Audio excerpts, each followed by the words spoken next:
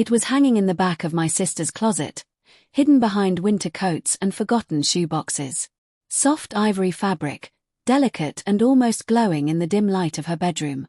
I don't even remember why I pulled it out. Maybe curiosity. Maybe boredom. Maybe something deeper that had been whispering to me for years. I only remember standing in front of her mirror afterward, and not recognizing the person staring back. The fabric draped over my shoulders like it had been waiting for me. It hugged my waist in a way that felt strangely right, falling just above my knees. My hands trembled as I smoothed it down, fingertips tracing the unfamiliar silhouette. My heart pounded so loudly I was certain the whole house could hear it. "This is wrong," I whispered to my reflection. But the person in the mirror didn't look wrong. They looked complete. I had always thought of myself as someone who existed in the margins, never quite masculine enough for the boys who mocked my softer voice, never quite fitting into the expectations my father had for his only son. I had learned to laugh at their jokes, to speak lower, to move less, to shrink. But standing there in that dress, my shoulders relaxed in a way they never had before. For a moment, I didn't feel like I was pretending. Then panic hit. What if someone walked in? What if my sister came home early? I tore the dress off so quickly I nearly ripped the zipper. I shoved it back into the closet, hands shaking, chest tight. I stared at myself again. Jeans, t-shirt, the familiar mask. But something had changed. Because now I knew what I looked like underneath it. And I couldn't unsee her. The next morning at work, everything felt louder. The office was the same sterile grey it had always been. Fluorescent lights buzzing overhead. Keyboards clacking in rhythm. The scent of burnt coffee lingering in the air. I sat at my desk, staring at spreadsheets, but my mind kept drifting back to the mirror. To the dress. "Hey, man, you good?" Marcus leaned over my cubicle wall, smirking. "You look like you saw a ghost." I forced a chuckle. "Just didn't sleep much." "Probably gaming all night again," he teased. If only he knew. I became hyper-aware of my body. The way I sat today. The way my hands moved when I spoke. The way my voice lifted at the end of sentences. I imagined them all noticing. Imagined whispers starting the second I walked away. "There he goes. Too soft. Too different." At lunch, I caught my reflection in the dark screen of my computer. For a split second, I pictured the dress instead of my button-down shirt. The curve of fabric instead of stiff cotton. I swallowed hard. That night, I told myself I wouldn't do it again. But I found myself standing in front of my sister's closet anyway. This time, I didn't rush. I closed the door softly. Locked it. Drew the curtains. My pulse quickened as I slipped the dress over my head again. The fabric brushed my skin like a secret. I turned slowly toward the mirror. There she was. And this time, I let myself look longer. "What are you doing?" I murmured to my reflection. "Exploring." My hands moved instinctively, tucking my hair behind my ears, shifting my posture, softening my expression. I tried a smile. Then another. I tilted my head, imagining what I might look like with longer hair, with a little makeup, with earrings catching the light. The thought scared me. But it also thrilled me. The changes didn't happen overnight. They crept in quietly.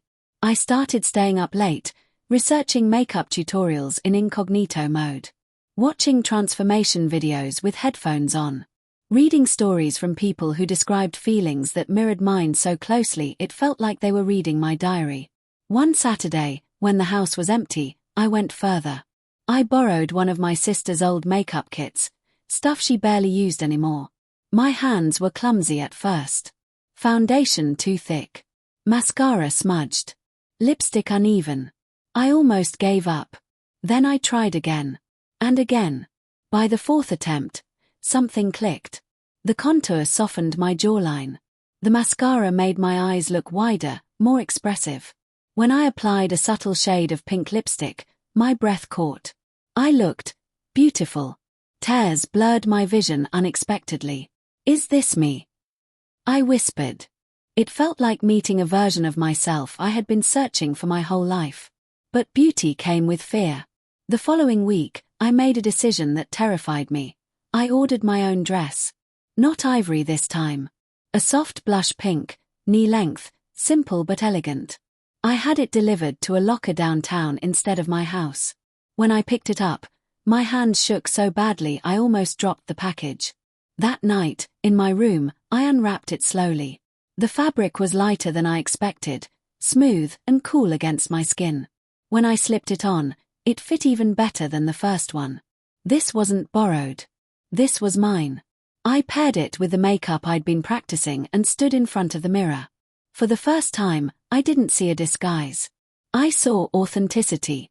The first time I left the house dressed like that, I thought my heart might explode. It was a Sunday evening. Quiet streets. Fewer people. I told myself it was just a short walk. 10 minutes. That's it. I stepped outside. The air felt different against my bare legs. Cooler. More intimate. Every sound seemed amplified, the click of my shoes against pavement, distant traffic, the rustle of leaves. I kept my head down at first. Then someone walked past me. A woman with a golden retriever. She glanced at me, smiled politely, and kept walking. That was it. No shock. No laughter. No pointing. Just a normal smile. Something inside me loosened. As I walked farther, my posture changed. My steps became more fluid. I caught my reflection in a shop window and almost didn't recognize myself. Not because I looked like someone else, but because I looked like someone free. A group of teenagers approached from the opposite direction, laughing loudly. Panic flared in my chest. They're going to know. They're going to see through you. But they passed without a second glance. And in that moment, I felt powerful. Not because I fooled anyone, but because I had stopped hiding. Of course, secrets don't stay secrets forever. It happened on a Friday night. I had grown bolder, venturing farther from home, experimenting with different outfits. That evening, I chose a navy blue dress and subtle heels. My makeup was soft but confident. I felt radiant. I decided to visit a small cafe across town, somewhere no one knew me. I was halfway through a latte when I heard my name. My real name. I froze. Is that you? I looked up slowly. It was Marcus. Of all people. His eyes scanned me from head to toe, confusion flashing across his face. I braced myself for laughter. For disgust. For the inevitable office gossip. Instead, he sat down across from me. I didn't recognize you, he admitted quietly. I swallowed. Yeah. There was a long pause. So, is this something you're trying out? He asked. My heart pounded. This was it. The moment I'd been dreading. I could lie. Say it was a costume. A joke. A dare. Or I could tell the truth. It's not trying, I said softly. It's me. The words felt heavier than anything I'd ever spoken. Marcus leaned back, studying my face. Not the dress.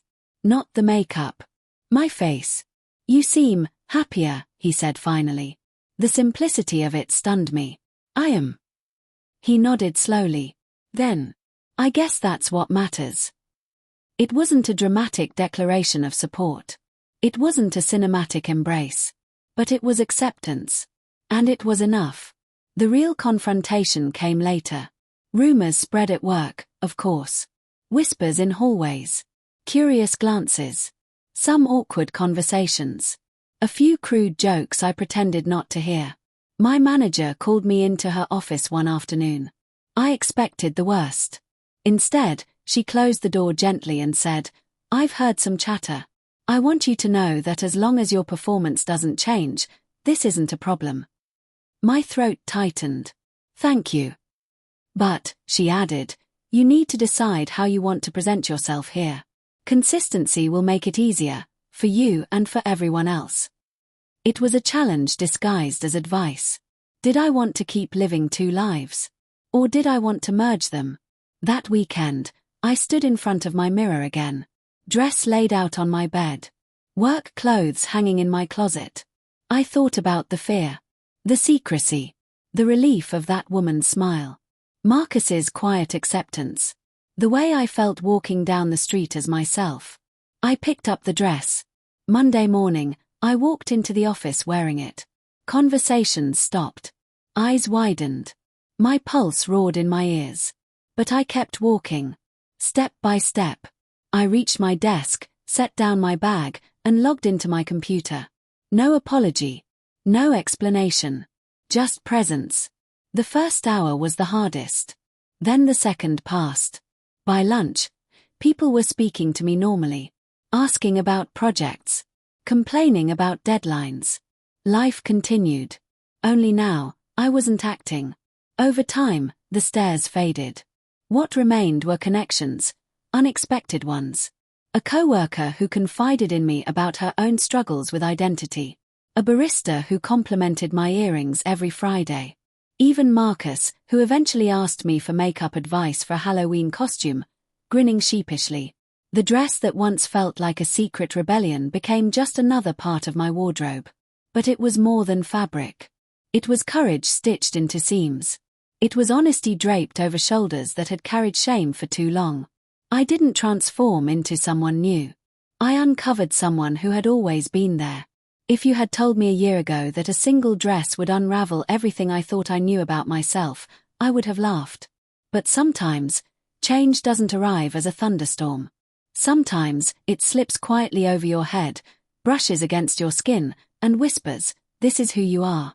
I'm not fearless. I still get nervous. I still have days when doubt creeps in. But every time I look in the mirror now, I see alignment instead of conflict. And if you're standing in front of your own mirror, holding something that scares and excites you at the same time, maybe that's not fear. Maybe that's truth waiting for permission. The dress changed everything.